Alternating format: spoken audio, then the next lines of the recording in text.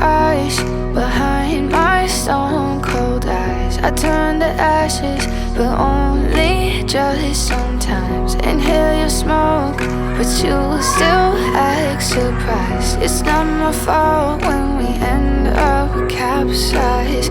You call me crazy now, but you don't understand. I'm calling out to you. Can you hear a thing? 'Cause you lit the match that ignites the flame. I'm the TNT, but you're the spark to blame. And it's fire, burning holes inside my brain. Feel the fire, heat that melts us down again. Now it's pouring through my veins, but I said you're the spark to blame. And it's fire, burning holes inside my brain.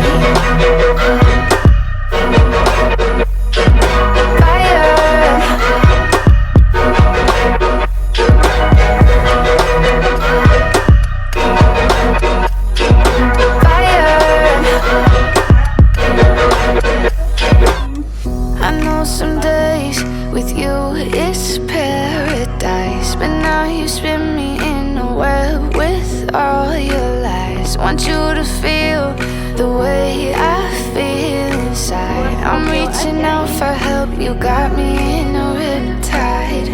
You call me crazy now, but you don't understand. I'm calling out to you.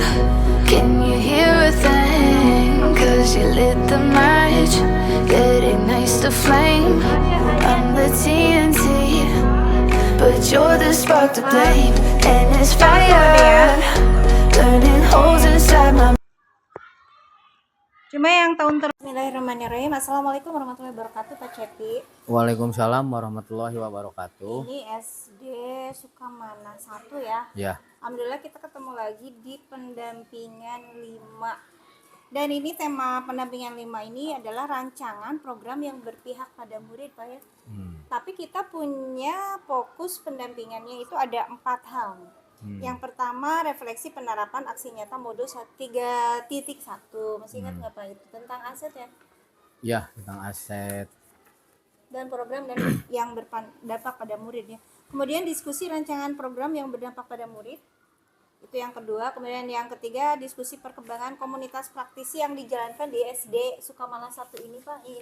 Ingin kita diskusikan implementasinya, kemudian dari rencana yang ada di Lokakarya 3 ya, masih ingat Bapak ya. Dan itu kan Bapak rencananya kan berbagi dengan teman sejawat waktu di Lokakarya 3 itu ya Pak. Kemudian yang keempat, penilaian praktek coaching. Nah gini Pak, dalam waktu sebulan ini proses apa yang sudah berkembang, yang sudah Bapak alami selama jadi CGP 10 ini Pak? Dalam sebulan nih. Untuk pengalaman selama 1 bulan ini mengikuti program guru penggerak, saya bisa menemukan atau mengidentifikasi sumber daya yang ada di sekolah gitu. Proses menemukan mengidentifikasi sumber daya yang ada di sekolah itu dengan cara melakukan observasi, wawancara, dan analisis data. Proses ini melibatkan berbagai pemangku kepentingan, diantaranya guru, terus kepala sekolah, siswa, orang tua, masyarakat, dan pemangku kepentingan lainnya lah. Iya, dan itu masyarakat dan pemangku kepentingan terlibat ya dalam program yang dilaksanakan di SD Sukamana 1 ya Pak ya. Iya. Luar biasa Pak, dan itu memang sesuai dengan RTL di pendampingan 4 kemarin Pak ya. Iya. Baik Bapak, ini saya mengucapkan apresiasi luar biasa nih, Bapak sudah di LMS juga daringnya sudah selesai, bahkan sudah selesai post test kemarin, sudah lancar. Namun kalau kita runut dalam sebulan ini, alur merdekanya bagaimana Pak? Mulai dari dirinya, kemudian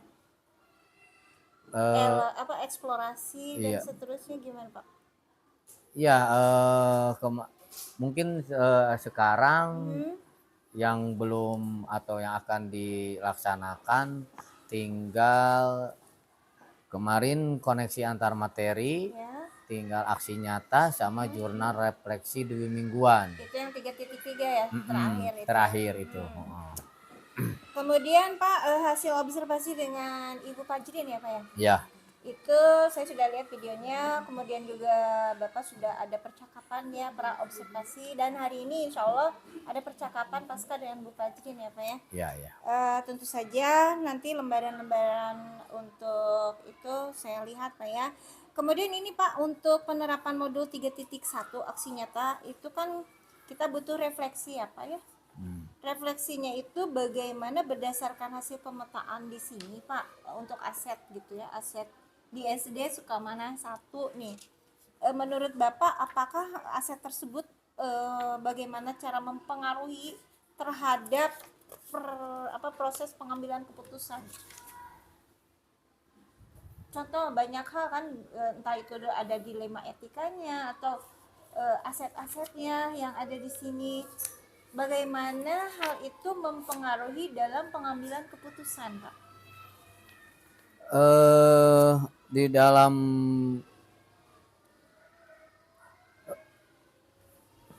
pengambilan keputusan kemarin sudah berkonfirmasi dengan kepala sekolah bahwa dalam pengambilan keputusan berbasis nilai-nilai kebajikan sebagai pemimpin kemarin, ketika kita menghadapi dilema ITK, penting untuk mempertimbangkan nilai-nilai moral dan prinsip yang dapat membimbing keputusan yang diambil dengan memperhatikan konsekuensi, prinsip keadilan dan kebaikan bersama.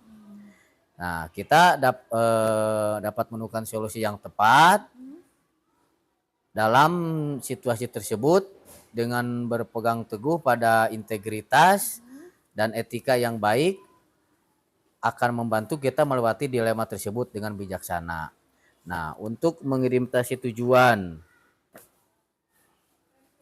dalam mengambil nilai-nilai kebajikan tersebut itu harus bisa mengidentifikasi bujukan moral dan dilema etika, terus 4 paradigma dilema etika, terus 3 prinsip pengambilan keputusan, dan 9 konsep pengambilan dan pengujian keputusan. Mungkin itu. Luar biasa ya Pak. Nah, apa dari pengambilan keputusan tersebut yang menjadi kelemahan ya, bukan kelemahan, artinya ada yang harus dievaluasi atau ada yang perlu ditingkatkan lagi nggak Pak? Ini terutama pada 4 paradigma dilema etika, Bu. Kan di sana dilema etika itu ada 4 kategori gitu. Yang pertama individu lawan masyarakat, yang kedua rasa keadilan lawan rasa kasihan, yang ketiga kebenaran lawan kesetiaan, terus jangka panjang lawan jangka pendek. Nah, kalau dilema etika kita masih bisa kan pengertiannya benar lawan benar gitu kan, dilema etika. Nah, itu situasi seseorang harus memilih antara 2 pilihan gitu. Yang secara moral benar tetapi bertentangan gitu ta. Kecuali kalau bujukan moral itu benar lawan salah gitu. Jadi situasi tersebut ketika kita harus bisa membuat keputusan antara benar, ini benar, udah, ini salah udah gitu. Jadi yang mungkin namanya juga dilema gitu. Kalau dilema kita kalau menurut aturan itu salah gitu. Tapi kita masih punya rasa kasihan, hati nurani gitu kan, rasa kasihan, keadilan dan lain sebagainya. Nah, mungkin dalam pengambilan keputusan tersebut harus benar-benar jangan sampai merugikan salah satu pihak gitu. Jadi harus benar-benar dalam mengambil keputusan itu harus benar-benar mengandung nilai-nilai kebajikan yang bermanfaat untuk semua orang gitu. Jadi tidak merugikan di satu pihak. Nah, gitu. Dan Pak, ini apa yang menurut Bapak nih ya, hal yang bisa mendukung keberhasilan untuk pengambilan keputusan tersebut? Kita dalam mengambil keputusan gitu pada situasi harus melakukan 9 langkah gitu ya. Nah, yang pertama harus mengenali nilai-nilai yang bertentangan. Yang kedua, menentukan siapa yang terlibat dalam situasi tersebut gitu. Yang ketiga, kumpulkan fakta-fakta yang relevan gitu. Yang keempat, pengujian benar atau salah. Yang kelima, pengujian paradigma benar lawan benar. Nah, itu dalam 4 paradigma tadi. Terus melakukan prinsip resolusi, 3 prinsip yang tadi sudah saya sebutkan. Terus investigasi opsi trilema. Terus buat keputusan. Nah, terus setelah memberikan keputusan, kita sebagai pemimpin gitu harus melihat lagi gitu. Apakah keputusan itu dampaknya bagaimana, harus kita refleksikan. Apakah ada umpan baliknya, enggak, gimana dampaknya gitu. Nah, seperti itu. Nah kemudian Pak itu kan berdampak banget ya dari apa yang kita buat keputusan berdampak banget kepada hal tersebut ya, baik itu dilema etika maupun rujukan moral. Namun Pak dari peristiwa atau pengalaman yang Bapak alami nih, baik Bapak sebelum CGP Angkatan 10 maupun saat sekarang nih menjelang jadi guru penggerak Angkatan 10, adakah pengalaman Bapak, kasih contoh kepada saya pengalamannya apa yang ada kaitannya dengan mencerminkan bahwa itu adalah dilema etika, dan waktu itu bagaimana Bapak memberikan pengambilan keputusannya? Kebetulan saya ada seorang murid kelas 6 ya, namanya ya samaran aja namanya gitu. Dia cerdas, terus punya prestasi, punya bakat, minat, tetapi dalam waktu dia sedang ujian, sama pengawas itu ketahuan nyontek gitu. Padahal dia kesehariannya itu ada potensinya bagus gitu, punya prestasi. Nah, pokoknya lebih ada memiliki kelebihan lah dari siswa-siswa yang lain gitu. Cuman pada waktu lagi ujian ketahuan menyontek. Dengan saya dapat laporan dari pengawas ujian tersebut, ini gimana ini anak ini gitu. Nah, pada waktu itu ya saya dikonfirmasikan sama kepala sekolah juga, aduh ini gimana, ini kan seharusnya nggak, itu benar-benar ini kalau si anak tersebut enggak misalkan dikeluarkan dari ruangan gimana kan, itu lagi ujian. Terus nilainya misalkan di skor nilainya di diskon.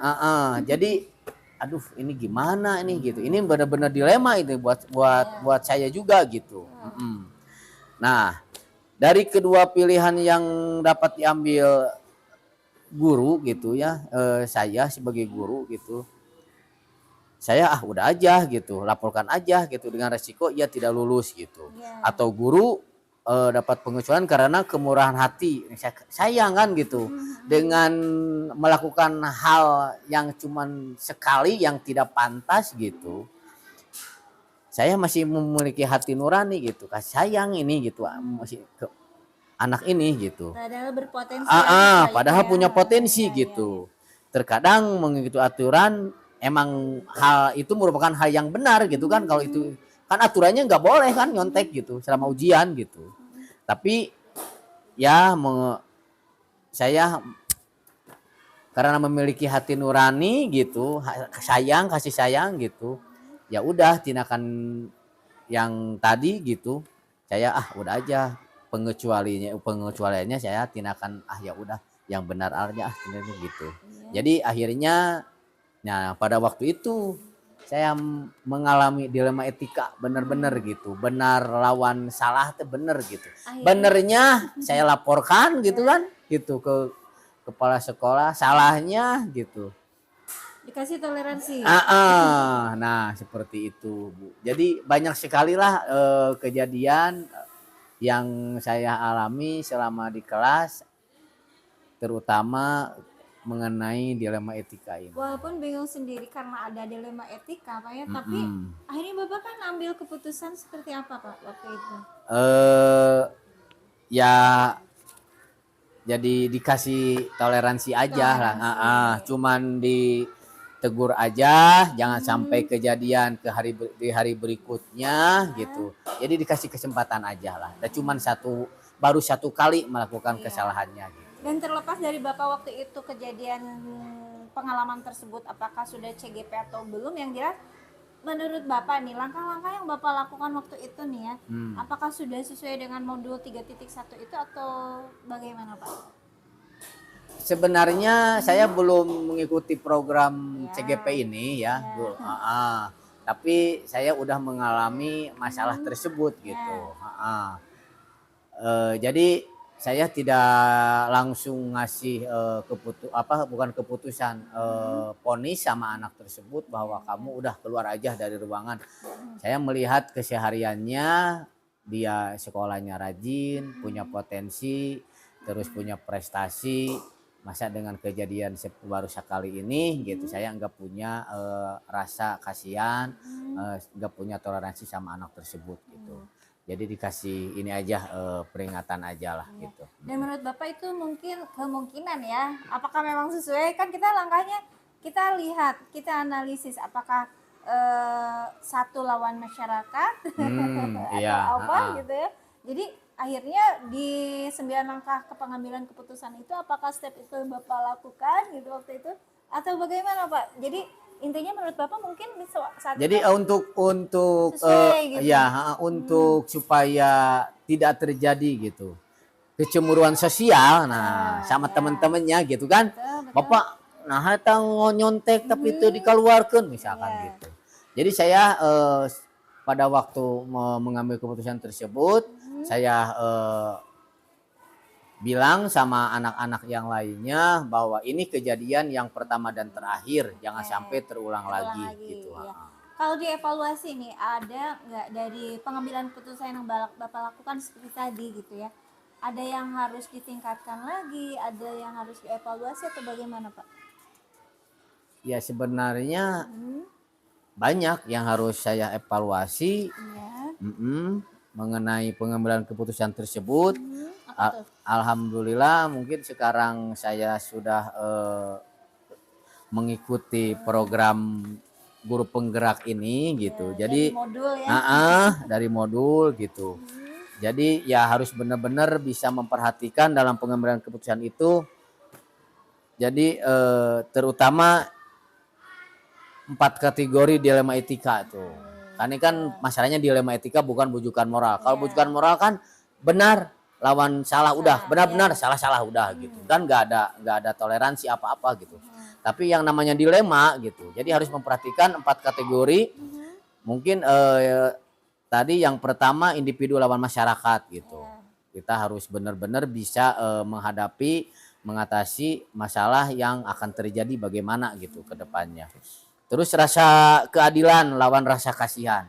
Selain kita harus berbuat adil, kita juga ya harus melihat dari sudut pandang lain. Kita harus ada rasa seperti kasus tadi yang saya itu kan saya ada rasa kasihan sama anak tersebut gitu.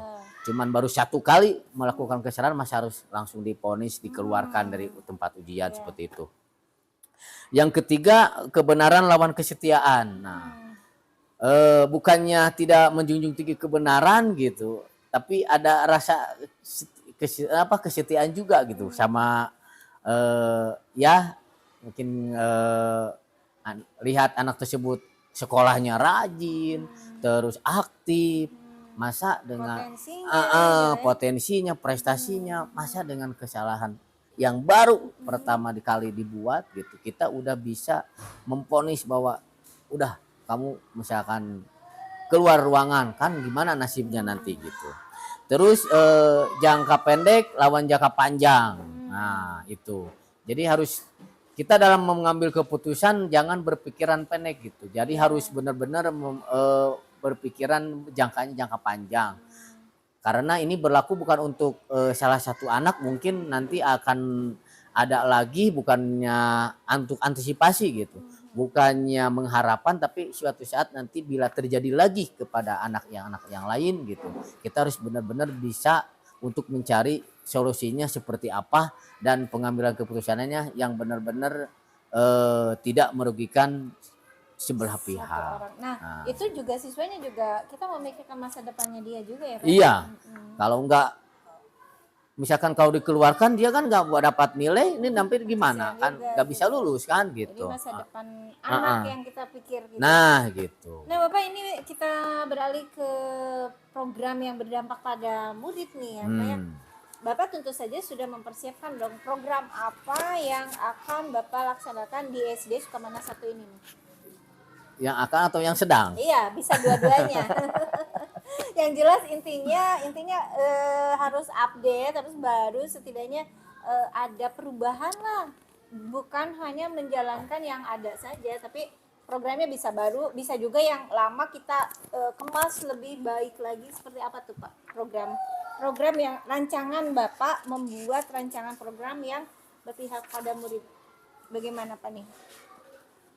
Kebetulan di SD Sukamana 1 udah memiliki program yang sampai sekarang masih berjalan. Alhamdulillah tiap tahunnya juga ada dampaknya baik terhadap siswa maupun terhadap orang tua gitu. Jadi program yang sedang berjalan di SD Sukamana 1 ini adalah program infak atau sedekah tiap hari Jumat. Itu berlaku untuk dari kelas 1 sampai kelas 6. Dengan cara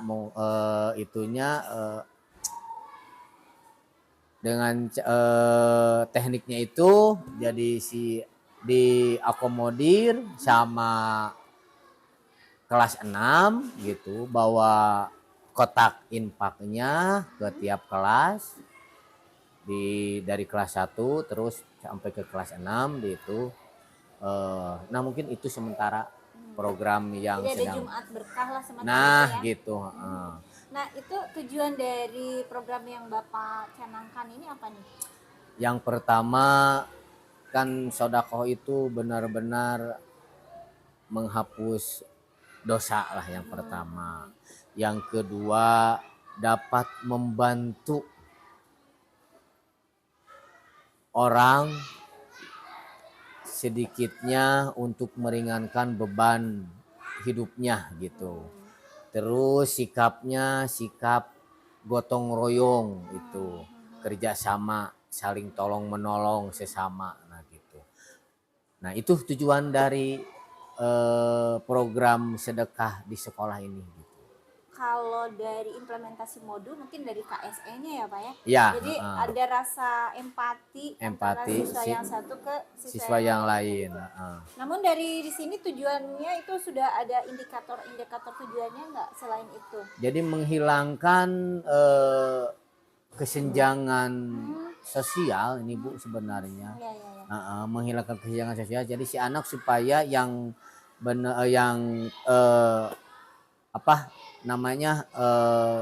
meningkatkan kepercayaan diri anak gitu, bahwa supaya si anak tidak minder gitu, dapat berkolaborasi dengan teman yang lainnya gitu. Jadi benar-benar caranya ya diadakanlah program di sekolah ini gitu. Dengan judul apa nih Pak? Mau Jumat berkah atau apa nih? Sedekah aja, sedekah Jumat lah. Sedekah Jumat. Karena tiap hari Jumat gitu. Sedekah Jumat kalau dibuat akronim atau mau begitu saja tanpa akronim gitu? Untuk sementara belum. Sedekah Jumat. Bukan Jumat berkah ya? Mungkin kemarin sedekah. Waktu di itu ada namanya itu aksi kemarin. Aksi itu suatu program sedekah siswa gitu kan kemarin Ya, teh. ya. Sedekah siswa gitu. Kasih saya. Gerakan sedekah siswa gitu. Nah, Pak, atau kita lihat dulu lagi ya. Kalau prosesnya udah berjalan tuh ya sedekah tuh ya. Udah Nah, seminggu sekali udah. apakah proses tersebut yang sudah berjalan untuk sedekah Jumat ini sudah sesuai dengan tujuan yang ingin dicapai untuk siswanya? Alhamdulillah untuk siswa sendiri ada dampaknya sangat besar. Jadi si anak benar jadi rasa yang pertama rasa percaya dirinya, terus yang kedua rasa kerjasamanya dengan teman-temannya itu ada. Jadi kalau ada yang lagi sakit gitu kita jenguk gitu kan dari sedekah itu. Kalau ada misalkan musibah atau bencana yang tidak terduga kasih lagi dari sedekah itu. Nah nanti waktu akhir tahun gitu misalkan uang sedekah itu masih ada, kita koordinir, kita pilah anak kelas 1 misalkan jatahnya berapa orang, cari benar-benar anak yang benar-benar tidak mampu gitu, yang betul-betul membutuhkan. Nah, biasanya kalau tergantung dari budget, dari sisa dana tersebut, misalkan satu kelas 1 orang atau 2 orang. Nah itu caranya, tapi bukan dikasih diberikan uangnya, bukan, tapi dibelikan kan tiap akhir ajaran itu ya, atau mau menjelang Idul Fitri biasanya gitu. Kadang itu dikasihnya itu berbentuk barang gitu. Kalau akhir ajaran misalkan mau ajaran baru, beli perlengkapan sekolah, alat-alat tulisnya, sepatu seragam dan sebagainya. Kalau misalkan mau lebaran beli baju misalkan 1 setel 2 setel gitu. Jadi tiap kelas dipanggil orang tuanya ke sini, ada dokumentasinya biasa tiap tahun juga. Jadi itu sudah berjalan. Alhamdulillah. Tinggal Bapak sempurnakan program ini gitu ya. Gitu. Nah, kalau kita lihat dari program yang sudah ada itu, sebenarnya apa dukungan yang Bapak perlukan untuk menerapkan program yang Bapak buat tersebut? Ya, semua komponen yang ada di sini, termasuk ya rekan sejawat, guru-guru ya, terus kepala sekolah, orang tua, siswa juga. Tapi ini di sedekah ini enggak ditarif, enggak, ini seridonya, sekemampuannya gitu. Jadi di rekapnya itu seminggu sekali aja. Jadi ini bukan, jadi dihitungnya enggak ini kelas 1 berapa dapatnya, enggak. Jadi global aja, semua kelas hitung semua berapa. Jadi minggu sekarang masuk nih sekian, tulis gitu. Nanti akhir tahun ada gitu. Jadi ada pemasukan yang ada itu berapa gitu. Jadikan sebagai apa ya istilahnya, bukan tabungan ya. Bukan. Sebagai aset gitu aset finansial yang ada di SD ini. Nah gitu. Nah Pak, terkait dengan program yang sudah Bapak rancang dan dibuatkan seperti itu dan ternyata prosesnya sudah berjalan, nih tantangan apa yang Bapak hadapi? Pasti tantangan pasti ada, tantangan pasti ada. Kan kita nggak bisa semua anak yang tidak mampu dikasih kan semua, nggak bisa. Terbatas sesuai budget anggaran yang ada gitu. Jadi kita baik-baik saja ngomong sama anak siswa ataupun orang tuanya bahwa enggak tahun sekarang, insya Allah tahun depan lah gitu. Karena ini budgetnya tidak memungkinkan kalau semuanya kebagian. Nah, itu mungkin tantangannya. Itu tantangannya itu. Tidak semua siswa itu berdasarkan kriteria mungkin apa gitu. Ya benar. Yang pertama kita utamakan siswa yatim dulu. Yang pertama itu, terus yang kedua betul-betul tidak mampu itu kenapa gitu kan?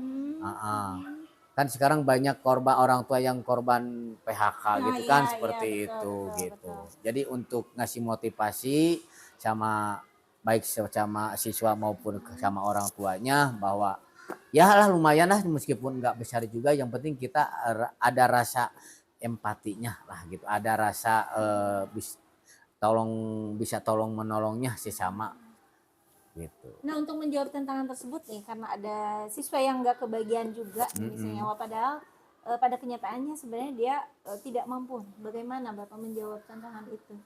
Ya, jadi solusinya kalau seperti itu kita mungkin dibagi ratakan aja budgetnya, Bu. Jadi misalkan ada anggaran misalkan 2 juta misalkan, sisanya ada 2 juta. Terus ada ini kita data siswa yang tidak mampu berapa. Jadi dirada. Nah, diratain aja lah gitu. Betul, betul. Itu solusinya mungkin. Oke, Bapak, kita beralih ke komunitas praktisinya Pak ya. Di SD Sukamana 1, Bapak sudah pasti membentuk sebuah komunitas supaya kita bisa belajar bersama di dalam naungan SD ini nih ya, SD Sukamana 1. Ini Bapak apakah sudah merintis komunitas praktisi di SD Sukamana 1 ini atau belum, atau gimana Pak? Komunitas praktisi yang telah saya rintis di lingkungan sekolah saya memainkan itu perannya sangat penting gitu dalam proses belajar lah, terutama kita kan sebagai pendidik tidak ada lagi mungkin tugas pokok fungsi kita sebagai pendidik adalah mengajar gitu ya. Intinya sudah dibuat komunitas itu gitu ya, udah dirintis ya? Iya, udah. Dan perannya sangat berperan untuk proses belajar Bapak. Nah, gitu. Nah, tapi ini kalau memang sudah nih Pak, apa perubahan yang menyenangkan pada diri Bapak terutama ya dengan adanya rekan gitu ya, dari rekan yang ada dalam komunitas praktisi di SD Sukamana ini? Nah, melalui komunitas praktisi saya telah mengalami berbagai perubahan yang sangat menyenangkan gitu. Pertama, saya telah memperluas jaringan profesional saya dan menjadi lebih terhubung dengan rekan-rekan di sini gitu dari berbagai latar belakang, kan masing-masing itu ya berbeda-beda gitu. Hal ini membuka peluang saya untuk bisa berkolaborasi dengan rekan-rekan, bisa bertukar ide atau gagasan gitu untuk pengalaman belajar saya gitu di sini. Selanjutnya saya merasakan peningkatan motivasi dan semangat dalam menjalani profesi saya ini gitu. Jadi meningkat ya motivasi. Ketika berbagi pengalaman sukses, nah itu yang paling meningkat mah itu gitu. Sangat menyenangkan sekali. Terus tantangan dengan rekan-rekan di komunitas saya merasa gitu didorong gitu, dikasih motivasi sama cepet gitu supaya berkembang gitu dan bisa meningkatkan kualitas pembelajaran gitu. Nah, itu mungkin perasaan atau perubahan yang saya alami dengan adanya komunitas praktisi ini. Gitu. Nah, ini kalau program PGP udah berakhir nih, karena komunitas praktisi muncul karena kita belajar di PGP ini, Pak ya. Kalau PGP udah berakhir, apa sih rencana komunitas praktisi selanjutnya, Pak? Setelah program ini selesai, komunitas praktisi yang telah terbentuk itu harus terus berjalan ya, terus aktif gitu. Ya. Dan dirawat gitu dan berperan dalam mendukung perkembangan pendidikan gitu di lingkungan sekolah. Rencananya komunitas ini akan melanjutkan pertemuan rutin gitu. Nanti kalau ada guru baru kita masukin komunitasnya supaya dapat berkolaborasi, dapat bertukar pikiran untuk perkembangan pembelajaran di sekolah ini. Itu gitu. rencananya seminggu sekali, sebulan sekali, 2 minggu sekali? Minimal sebulan sekali. Sebulan sekali. Minimal ya. Bagus Pak ya. Jadi rencananya luar biasa ya, itu berarti apa nih dukungan Bapak supaya komunitas praktisinya itu tetap terawat dan rekan kerja dengan Bapak itu masih tetap bisa belajar bersama.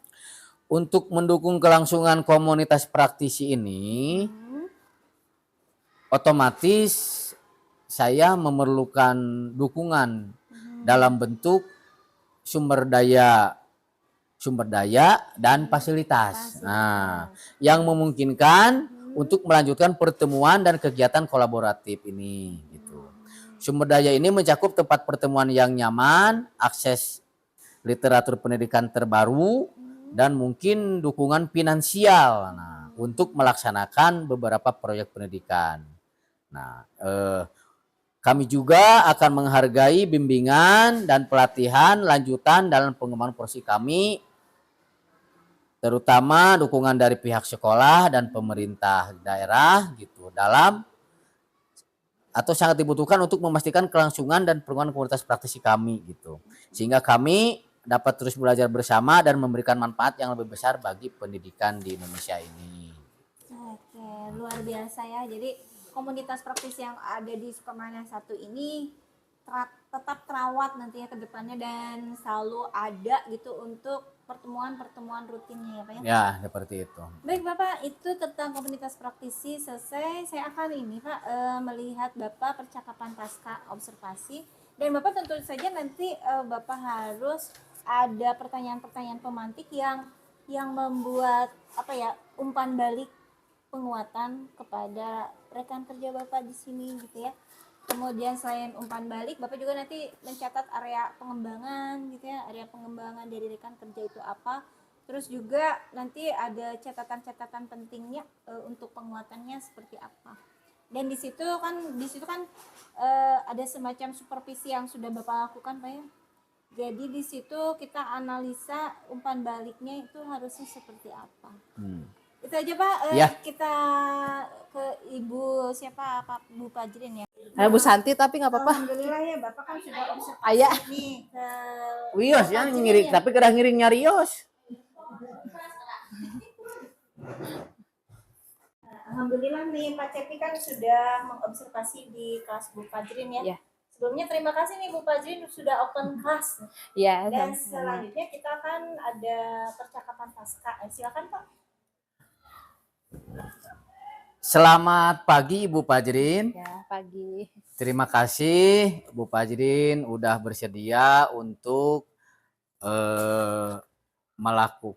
melakukan atau diajak wawancara pasca observasi. Kemarin kita udah melaksanakan wawancara pra observasi, terus kemarin saya sudah observasi akademik ke kelas Bu Pajrin.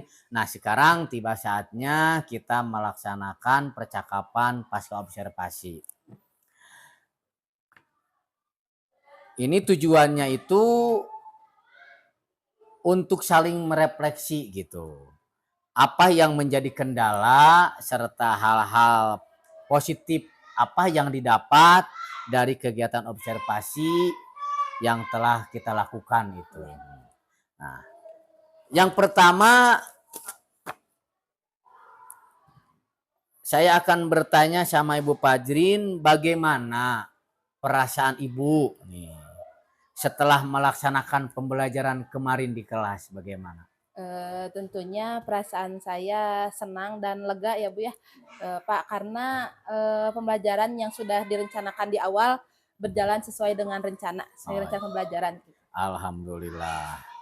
Enggak ada perasaan tegang gitu, enggak? Pastinya pasti setiap kita akan dinilai, kita akan diobservasi, pasti ada perasaan tegang, takut ada yang salah atau takut bagaimana, tapi alhamdulillah berjalan dengan lancar sesuai dengan rencana. Iya. Selanjutnya, menurut Ibu, setelah proses pembelajaran kemarin, apakah sesuai dengan tahapan atau rencana pada pembelajaran berdiferensiasi yang Ibu rancang? Menurut saya sudah sesuai ya Pak, bagaimana di kegiatan pembuka, kegiatan inti, dan kegiatan penutup itu sudah saya sesuaikan dengan pembelajaran berdiferensiasi. Namun mungkin ada sedikit kurang-kurangnya gitu ya Bu yang mungkin dapat saya perbaiki di pertemuan selanjutnya gitu. Oh iya. Alhamdulillah ya. Menurut Ibu, apakah ada kendala yang Ibu rasakan saat pembelajaran di kelas? Pasti ya, bagaimana dengan siswa sebanyak itu ya, 30 pasti ada saja kendalanya gitu Pak. Salah satunya yaitu kendala siswa yang memang kurang fokus atau terlibat aktif dalam pembelajaran yang sudah saya rancang gitu Pak. Ya. Ya. Menurut Ibu nih, kira-kira apa penyebab siswa tersebut kurang terlibat aktif dalam pembelajaran kemarin? Nah, pembelajaran kemarin itu yaitu pembelajaran berdiferensiasi di mana saya mengelompokkan siswa-siswa itu berdasarkan gaya belajarnya. Iya. Ya, Pak. Bagaimana kita ketahui gaya belajar itu ada 3. Yang pertama ada visual, kedua auditori, yang ketiga kinestetik. Nah, kemarin itu saya mengelompokkan siswa itu berdasarkan gaya belajarnya. Mungkin siswa yang memang dia tidak fokus terus tidak terlibat aktif itu mungkin tidak sesuai dengan gaya belajarnya gitu Pak. Nah, karena kemarin-kemarin itu saya belum mengelompokkan siswa secara akurat dengan tes gitu untuk mengetahui gaya belajarnya. Saya mengelompokkan siswa itu baru hanya dengan menggunakan asesmen diagnostik di awal, bagaimana siswa suka senang belajarnya bagaimana gitu. Saya kelompokkan, kalau dilihat dari asesmen diagnostik, oh siswa sukanya dia menonton video, oh mungkin visual, saya kelompokkan dengan siswa visual. Atau siswa senangnya bergerak, saya kelompokkan di kinestetik. Nah, mungkin ketika kemarin itu ada siswa yang mungkin tidak cocok gitu dengan gaya belajarnya, di mana siswa yang harusnya mungkin kinestetik saya minta mendengarkan ceramah saya gitu ya Bu ya. Jadi dia itu cocoknya untuk auditori, untuk yang mendengarkan. Jadi dia tuh tidak fokus gitu. Ada lagi mungkin siswa yang harusnya visual, dia melihat, dia harus ke depan, saya suruh untuk menggunakan alat peraga gitu. Jadi memang kurang-kurangnya tuh ada di sana gitu Pak. Nah, rencana kedepannya itu pembelajarannya jadi harus bagaimana Ibu? Ya, rencana saya ke depannya itu saya ingin menyebar kuesioner bagaimana mengetahui gaya belajar siswa betul-betul gitu Bu. Jadi biar akurat gitu gaya belajarnya. Yang auditorik gitu kan, yang gitu. visual, yang kinestetik gitu. Iya, betul gitu. Jadi biar tepat gitu. Jadi anak itu bisa cocok dengan gaya belajarnya dengan pembelajaran yang saya sajikan gitu. Iya, bagus. Menurut Ibu nih, kapan rencana tersebut akan Ibu laksanakan gitu? Inginnya itu secepatnya ya Pak ya, atau mungkin di pembelajaran selanjutnya saya akan coba tes dulu, lihat dulu isian kuesioner anaknya. Nah, baru mungkin saya akan menerapkan pembelajaran berdiferensiasi yang jauh lebih baik dari yang kemarin. Jadi lebih cepat lebih baik ya Bu ya, betul, supaya pembelajarannya itu benar-benar tepat sasaran gitu kan, betul. Sama anak sesuai dengan minat belajar anak gitu ya. Selanjutnya, bagaimana tanggapan Ibu terkait kegiatan supervisi ini? Menurut saya kegiatan supervisi ini sangat bermanfaat sekali ya Pak ya, karena saya jadi tahu gitu di mana kurangnya saya ketika belajar, ketika mengajar gitu ya, dan apa yang harus saya perbaiki, dan mungkin kedepannya akan saya perbaiki gitu, sehingga kualitas pembelajaran saya akan jauh lebih baik dari yang sebelumnya. Oh iya. Baik, terima kasih Ibu Fajrin telah bersedia untuk melakukan wawancara dalam tahap pasca observasi ini. Mudah-mudahan apa yang direncanakan, apa yang menjadi tujuan dari pembelajaran Ibu Fajrin dapat tercapai sesuai dengan yang diharapkan. Ya, amin. Terus apapun kendala dan tantangan yang Ibu hadapi, Ibu jangan pantang menyerah, harus semangat. Mungkin ini adalah ujian yang benar-benar untuk meningkatkan potensi yang Ibu miliki ini. Ya. Mungkin itu saja kegiatan pasca observasi ini. Saya ucapkan terima kasih. Assalamualaikum warahmatullahi wabarakatuh. Waalaikumsalam warahmatullahi wabarakatuh. Terima kasih ya. Iya, sama-sama Ibu. Nuhun Bu. Alhamdulillah Pak ya, pendampingan kelima nih ya. Nih Pak, selama pendampingan kelima ini Pak, apa yang menurut Bapak harus ditingkatkan dari pendampingan 5 ke pendampingan 6 nanti? Yang harus saya tingkatkan dari pendampingan 5 sampai pendampingan 6, materi yang ada di modul baik modul 1, modul 2 dan modul 3 itu harus benar-benar bisa saya selain dipelajari harus benar-benar bisa saya pahami, kuasai sampai kalau bisa mah benar-benar diimplementasikan di dalam kehidupan saya. Tapi dari 10 modul nih, dari modul 1.1 sampai modul 3.3 nih, materi mana yang sangat Bapak kuasai? Bukan sebenarnya kalau dikuasai 100% enggak, Bu. Nah, ya. Gitu. Tapi sedikitnya ada gambaran, terus bisa kita laksanakan, bisa kita implementasikan mengenai pembelajaran di kelas lah itu, pembelajaran diferensiasi KSE ya. ya, Itu. Kenapa saya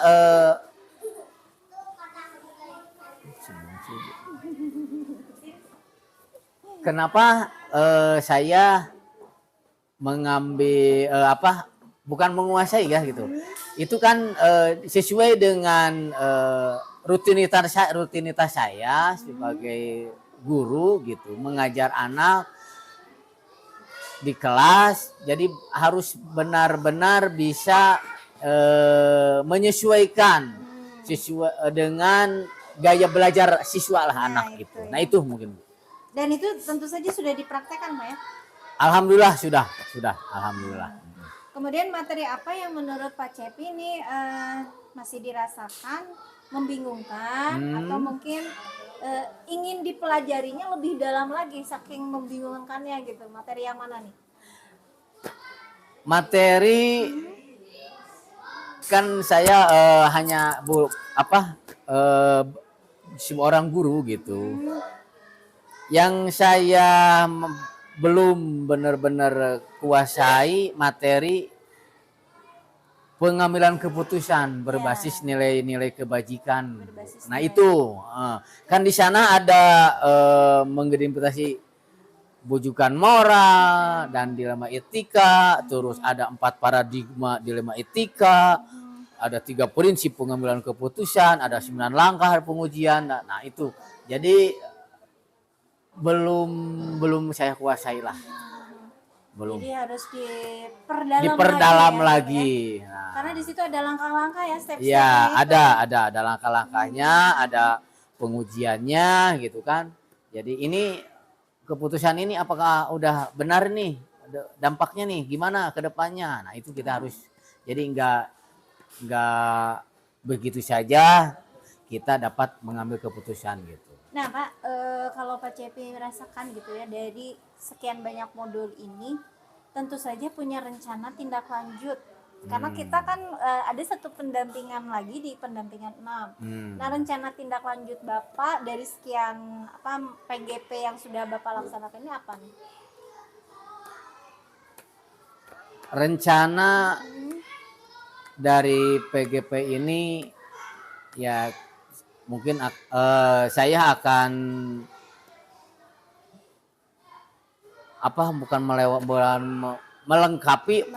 melengkapi kekurangan selama mengikuti pembelajaran modul ini.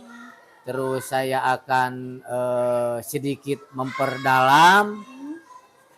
Toh nanti kan yang namanya ilmu itu benar-benar sangat pasti bermanfaat sekali gitu untuk kehidupan saya gitu dan untuk kehidupan orang lain. Jadi saya ingin benar-benar memperdalam, menguasai modul-modul yang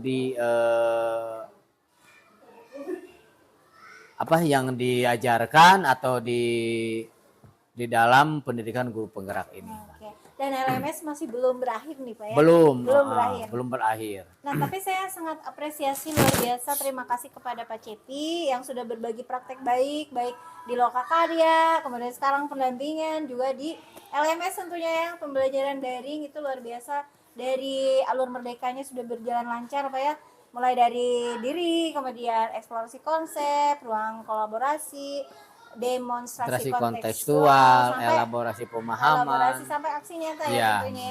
Dan itu sangat bermanfaat sekali nih Iya. kehadiran Pak Cepi di daringnya gitu dan seterusnya. Dan mudah-mudahan itu menjadi manfaat buat kita semua ya Pak. Amin. Baik Bapak, ini hanya mengingatkan Bapak ya. Ini kan ada lampiran 2. Lampiran 2 itu kurang lebih kita harus merefleksikan dan udah menyebar kuesioner kan Pak ya di kepala sekolah, kuesioner di guru dan Ya. juga di siswa. Nah nanti Bapak isi lembaran asesmen mandiri juga ya, pernah kan Pak ya? Ya. Nah itu dari situ Bapak juga ada umpan balik. Nah ini semacam refleksi. Kita hanya menganalisis dari hasil survei tersebut Pak ya. Kemudian diskusi untuk pemetaan aset Pak. Nanti ada pelaksanaan sebelum pendampingan ke-6. Bapak itu harus ada diskusi dengan kepala sekolah. Tentukan pemetaan asetnya gitu ya. Kemudian jadwal diskusinya kapan gitu. Kemudian mengundang aktor seperti kepala sekolah dan juga rekan gurunya. Juga kalau perlu ada orang tua muridnya, ada muridnya gitu Pak ya. Kemudian tokoh setempat juga kalau yang Bapak katakan tadi masyarakat sekitar ya. Itu kalau bisa ada perwakilan dari mereka. Kemudian ada notulen hasil diskusinya Pak. Nanti Bapak buatkan notulennya atau foto kegiatannya untuk pemetaan aset sampai mengumpulkan hasil pemetaannya. Nah itu dikerjakan sebelum pendampingan individu ke-6 Pak. Ke-6. Iya. Kemudian kita lihat dari penilaian hari ini nanti saya bahas. Itu aja Pak, pendampingan ke-5 hari ini selesai. Dari saya mohon maaf atas segala kekurangan saya mendampingi Bapak gitu. Masih ada satu pendampingan lagi kita tertunda di bulan depan Pak ya. Iya. Tapi kita ketemu lagi nanti di Lokakarya ke-5 hari Sabtu Pak ya. Jangan lupa tanggal 21 September. Ya. Itu tempatnya kurang lebih sama, masih di SMP 1. Ya, terima kasih Bu Ya, informasinya. itu aja. Assalamualaikum warahmatullahi wabarakatuh. Waalaikumsalam warahmatullahi wabarakatuh.